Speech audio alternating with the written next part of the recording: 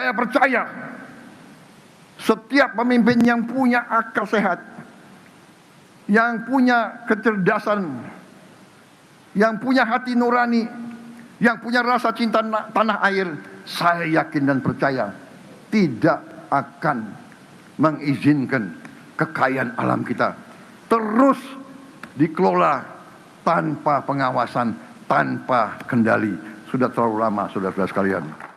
Saudara-saudara, bagaimana bisa ada orang yang tambang di hutan lindung bertahun-tahun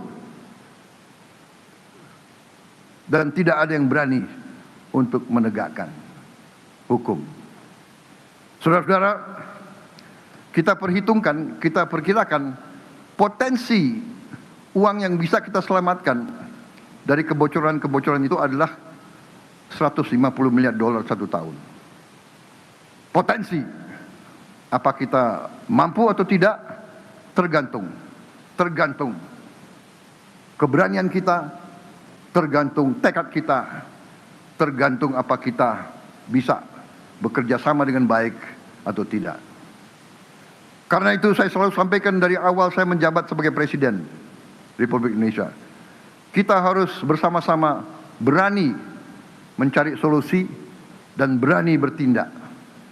Saya berkeyakinan akar masalah ekonomi bangsa kita adalah bocornya kekayaan kita, tidak tinggalnya kekayaan kita di Republik Indonesia. Ini harus berani kita hadapi dan berani kita selesaikan.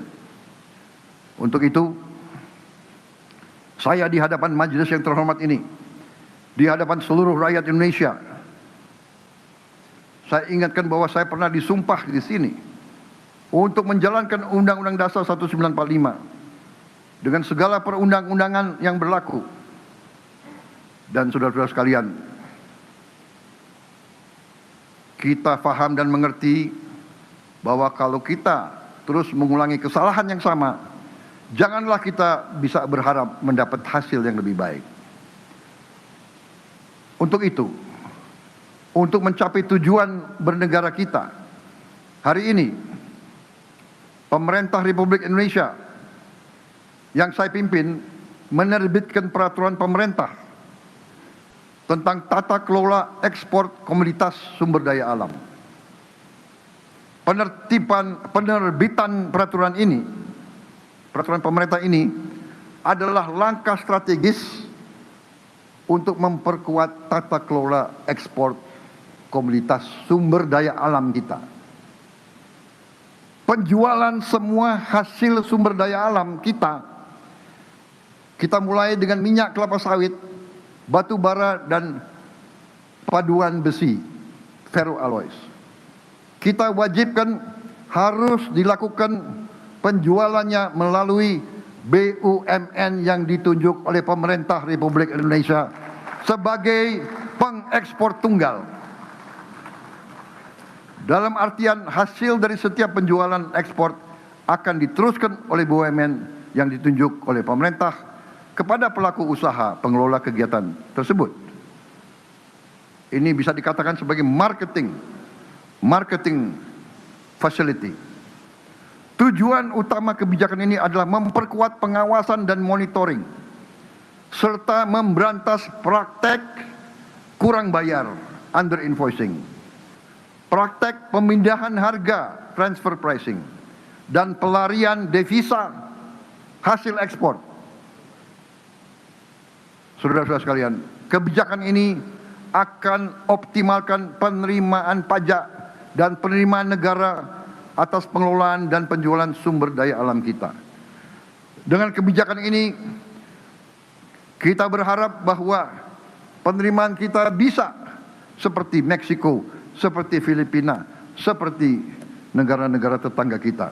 Kita tidak mau penerimaan kita paling rendah karena kita tidak berani mengelola milik kita sendiri, milik bangsa Indonesia sendiri. Saudara-saudara sekalian,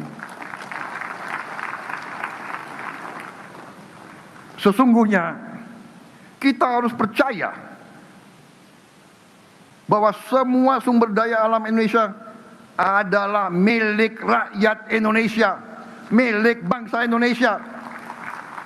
Karena itu negara berhak mengetahui secara rinci sumber daya alam kita yang dijual keluar Indonesia.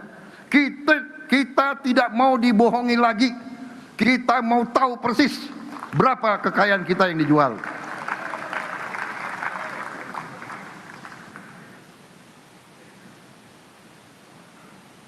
Saya percaya dan yakin setiap warga negara, apalagi pemimpin-pemimpin seperti yang ada di majelis ini, saya percaya setiap pemimpin yang punya akal sehat, yang punya kecerdasan, yang punya hati nurani, yang punya rasa cinta tanah air, saya yakin dan percaya tidak akan mengizinkan kekayaan alam kita terus dikelola tanpa pengawasan, tanpa kendali.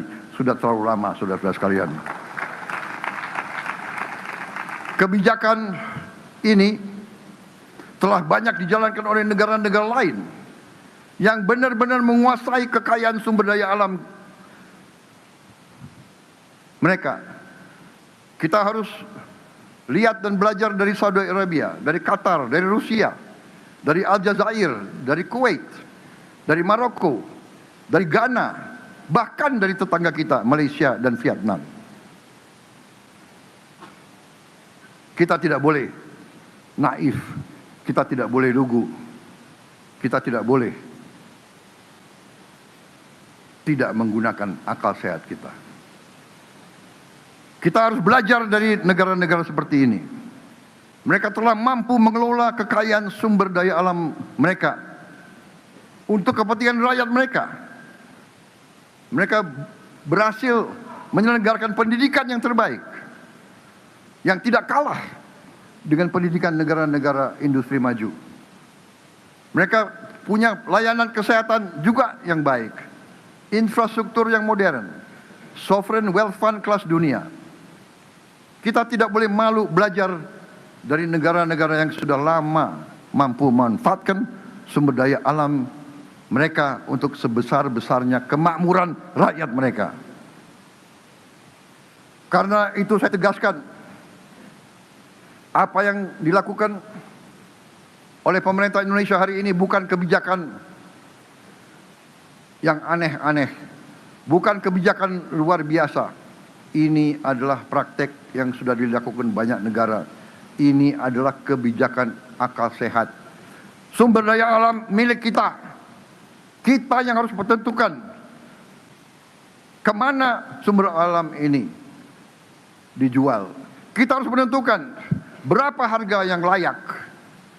Kita tidak mau selalu menjadi korban dan selalu harus terima perlakuan tidak adil terhadap bangsa kita.